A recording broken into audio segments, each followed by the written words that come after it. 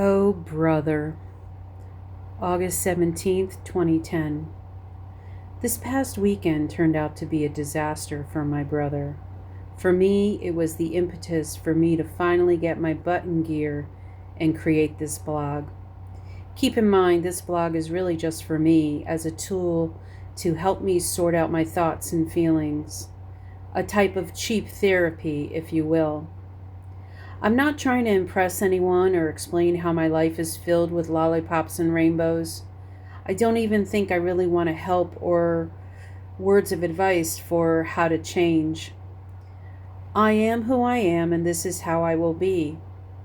By acknowledging my truth, I hope to accept it and move on with my life. I've been stagnant since childhood. There was a lot to admit and mull over, so my ability to change overnight is a long shot. It may never happen, in fact. But something within me is sick and are tired of repressing this anger, and I've just got to get it out. Normally, my typical pattern of speech includes many swears, cuss words, and offensive language. It's not that I'm uneducated or don't know what a thesaurus is, believe me. I use these words for emphasis. They represent my wrath and anger and the depth of my emotion. It is my fallback position. In the interest of this blog and in an effort to not overtly offend, I will cut down on the shits and fucks and replace with more mild versions. You'll still get the point, however. The following was written after I spent an hour talking to my dear aunt, who calmed me down over the phone. She has been a witness to and a victim of my mood swings, and while she may not like who I become during these episodes, she understands me and still loves me in the end. A screw loose. Yes, I have a screw loose. Not sure where it is or what it looks like, but something is definitely amiss within. My brother drives over 12 hours to see me and my family, and I just couldn't let the little things go and trickle off my shoulder. We did have a few good moments, and I choose to cherish them, but I'm afraid for him. The negative will outweigh the positive. For a 48-year-old man, he is emotionally stunted and in denial. His refusal to face his ghosts and shortcomings will be the downfall of him. I worry for his emotional stability. One day he will snap, just like I did tonight, but it will be much worse. Because, after all, I have an enormous amount of experience in snapping. Potential causes are many. The first that come to mind is my adrenal tumor. This tumor affects blood pressure, weight, hormone levels, specifically aldosterone, and moods. Another possible theory is a genetic or hereditary connection. My paternal grandmother was diagnosed with, I believe, schizophrenia.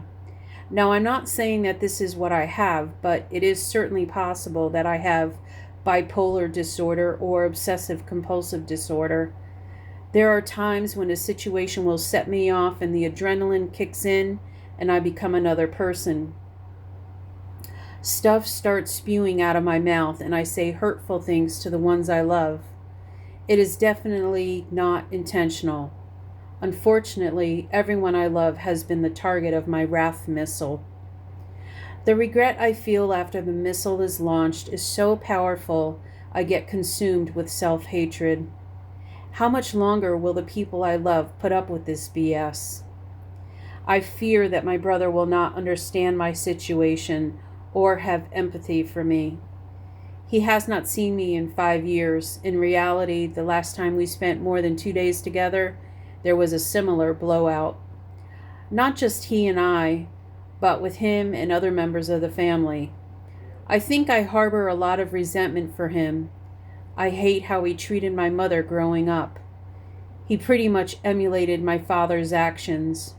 Overall, it disgusted me. End of the diary entry. It pissed me off when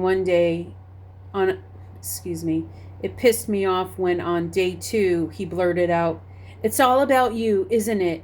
You are so selfish." Me? Selfish? Okay, maybe. But really? How can a mother of two sons be considered selfish when she put her career on hold to raise them? Every extra dollar went, and still does, go to their needs and wants. This is coming from a man who is married with no kids and really has no one to worry about except himself. This comment festered in my brain. I tried to bite my lip, but the hurt kept seething through my veins. A couple of more snide remarks and I was done. I was a raging inferno. The demon overtook my body and all hell broke loose. His reaction reminded me of my father. When I said that, he just couldn't handle the comparison.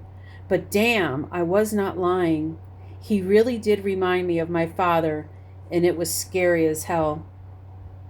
The next day, actually yesterday, I spent most of the morning researching schizophrenia, bipolar disorder, and borderline personality disorder.